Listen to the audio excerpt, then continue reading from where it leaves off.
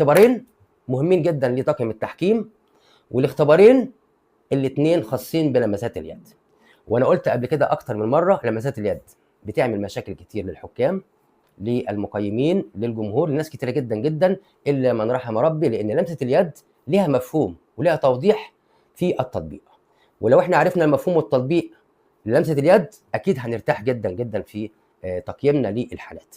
طيب ايه الحاله؟ ايه هي؟ دي 96. بنشوف هنا لاعب سيراميكا بيسدد الكره. هذه الكره بتسدد بتيجي في رجل محمد بن رمضان. هنا بنشوف الكره كانت ماشيه وضع طبيعي على الارض، ثم غيرت اتجاهها، اتجاه الكره اتغير. خلي بالك ما راحتش في نفس المسار، هنا الكره جت من الارض عليت راحت في ايد ياسين مرعي. يبقى هنا في ارتداد من قدم محمد بن رمضان، ثم هذا الارتداد عمل ايه؟ غير اتجاه الكره من على الارض لفوق. تمام؟ تاني تغيير اتجاه الكره هنا عشان ده مفهوم لابد ان احنا نفهمه.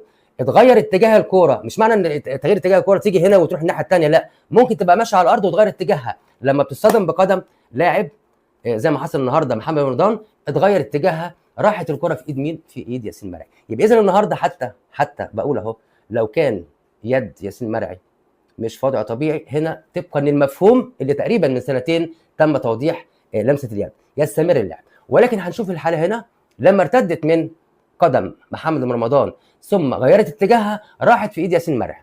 ياسين مرعي هنا في الوضع الايد الطبيعي.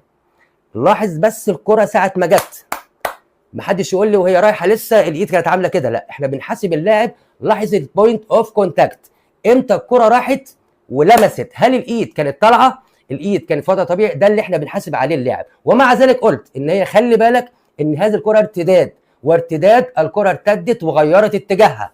تمام؟ لما تغير اتجاهها حتى لو اليد مش مبرره، قرار يستمر اللعب. ده مفهوم يا جماعه، والله انا بقول لكم الصح. دي خلصنا منها، نروح بقى للحاله الثانيه بتاعه كوكا. ونفس المفهوم اللي انا بحكي فيه في اللعبه الاولى هو نفس المفهوم اللي انا هحكي بيه في اللعبه الثانيه. انا مش بحكي عشان اقول النادي الاهلي يكسب بركه الجزاء، لا، ولكن انا دوري ان انا اوضح لك القانون، مفهوم القانون اللي حصل من سنتين تقريبا او من 3 سنين. هذه الحاله كوكا الكره راحت فين؟ راحت في فخذ كوكا او في ركبته ثم جت في الايد. السؤال، لما راحت في رجل كوكا هنا او في فخذ كوكا عملت ايه؟ غيرت اتجاهها من الفخذ راحت في الايد. حتى لو الايد مش في وضع طبيعي وطالعه ومش مبرره، لما نقول الكره بترتد من جسم اللاعب وتغير اتجاه عكسي طبقا لمفهوم القانون يستمر اللعب. ده المفهوم، مفيش فيه فصال. انا بتكلم بالقانون، مفهوم القانون. والله يا جماعه انا لازم اقول لكم اللي بيحصل في الحالات التحكيميه واحكي بالقانون.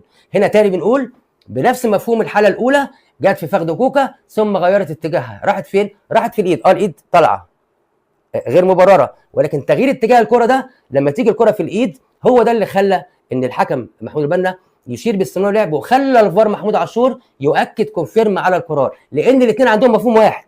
التطبيق هنا متوافق لانهم عندهم المفهوم والتعليمات جايه كده. لما في ارتداد والكره تيجي في الجسم وتعكس وتروح في الاتجاه الاخر، هنا مفيش مخالفه لمس الكره بالايد.